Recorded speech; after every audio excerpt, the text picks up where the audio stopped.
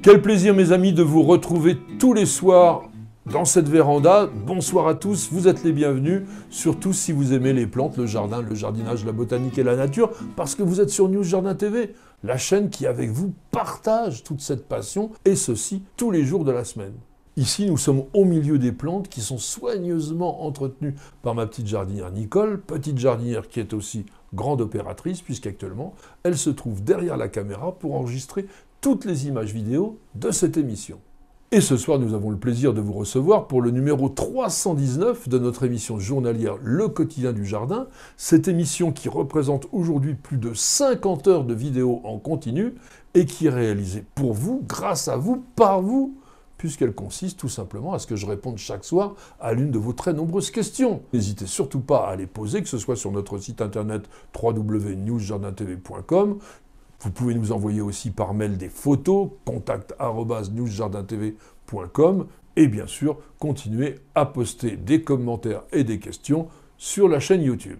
C'est avec Nicole que nous sélectionnons vos questions, et ce soir nous avons retenu celle d'Estelle Brun, qui nous dit « On m'a offert un pot de plantes kangourou, mais je n'ai aucune idée de comment la cultiver.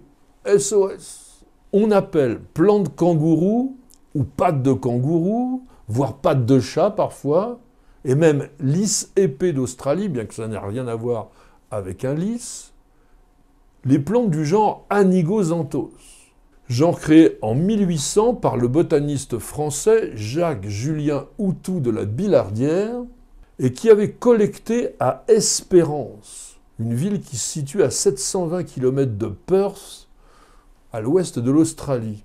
Une plante qu'il a décrite sous le nom d'Anigosanthos rufus, qu'on appelle aussi aujourd'hui la patte de kangourou rouge, et ceci en 1792 alors qu'il accompagnait l'expédition qui était commandée par le contre-amiral Antoine-Raymond Joseph de Bruni d'Entrecasteaux, qui était parti à la recherche des navires de La Pérouse qui avaient disparu en 1788 et qu'on n'a jamais retrouvé. Étymologiquement, le mot Anigosanthos vient du grec anisos, qui veut dire inégal, et anthos fleur, parce que la corolle qui est tubulaire est divisée à son extrémité en 6 parties de longueur inégale. Quant au nom commun, eh bien, il est dû à la forme et au velouté des boutons floraux, et il a été donné initialement à Anigosanthos manglesii, qu'on appelle la patte de kangourou rouge et verte, ou la patte de kangourou bicolore, et ensuite il a été utilisé bien sûr pour d'autres espèces. Quant à cet Anigosanthos manglesii, donc patte de kangourou bicolore, il est devenu l'emblème floral de l'Australie occidentale depuis le 9 octobre 1960. Parce que tous les Anigosanthos sont originaires du sud-ouest de l'Australie. Il en existe 11 espèces et la nomenclature botanique internationale reconnaît 18 taxons. Ce sont des vivaces buissonnantes qui appartiennent à la famille des Hémodoracées, famille créée en 1810 par le botaniste écossais et explorateur Robert Brown, et dont franchement les jardiniers ne connaissent aucun des quelques 14 genres qu'elle renferme. Quant à la plante que l'on appelle parfois Anigosanthos fuliginosus, la patte de kangourou noire, elle a été en 1917 séparée pour créer un genre spécifique et monospécifique, monotypique, une seule espèce, Macropidia fuliginosa, et ceci par le naturaliste britannique George Claridge Druce. Les plantes kangourous se développent à partir de rhizomes charnus, assez courts, qui vont permettre à la plante de survivre à de très longues périodes de sécheresse.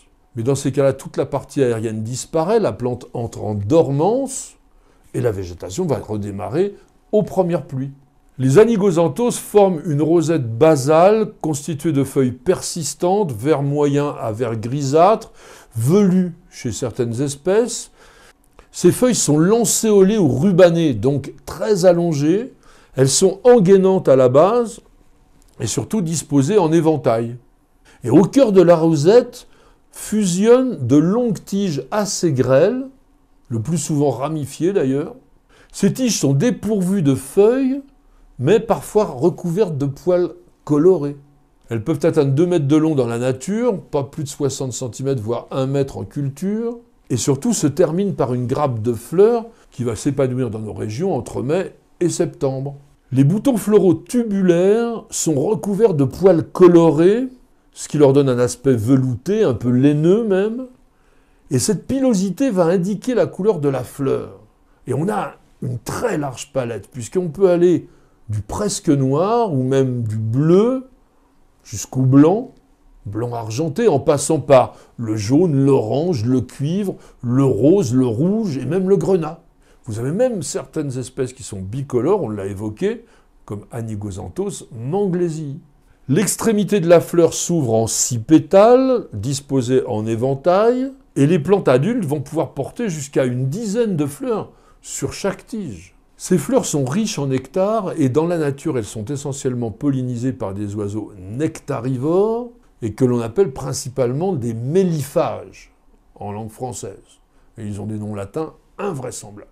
La popularité de l'Anigosanthos en tant que plante de jardin, ou même d'ailleurs aussi en fleurs coupées, les fleuristes en vendent souvent, a conduit au développement de très nombreux cultivars, dont la plupart d'ailleurs sont des hybrides. Les plantes s'hybrident facilement même dans la nature, et c'est ces hybrides que l'on trouve le plus souvent dans le commerce. Les Anigosanthos sont des plantes originales par leur aspect, mais malheureusement assez peu rustiques. Comptez moins 5 degrés en moyenne, bon, il semblerait qu'Anigosanthos flavidus puisse tenir jusqu'à moins 10 degrés pendant une courte période. Et donc, hormis dans les régions où il ne gèle pas, vous allez soit les utiliser comme des annuels pour décorer les massifs d'été, soit vous allez les hiverner dans une serre froide ou dans une véranda en les cultivant en pot. Dans la maison, en général, ils sont assez mal à l'aise parce qu'il fait trop chaud. Dans la nature, on trouve les Anigosanthos dans des zones sablonneuses ou siliceuses, assez sèches. Vous allez donc les cultiver de préférence dans une terre qui soit bien drainée. Si vous avez un jardin au bord de la mer, alors là, ils seront absolument ravis. Je vous ai dit qu'on pouvait les cultiver en pot. Dans ces cas-là, réaliser un mélange à parts égales entre du terreau et du sable. Même si les plantes kangourous supportent la sécheresse, il faut les arroser copieusement durant l'été pour obtenir une floraison optimale. Mais petit conseil, ne mouillez pas le cœur de la touffe, il ne faut pas que l'eau stagne en aucune façon. Ça veut donc dire qu'en hiver, vous allez maintenir la plante totalement au sec. Et je voudrais terminer par une petite phrase anonyme et sympathique qui dit avec raison « Lorsque je te vois plante kangourou, je saute de joie ».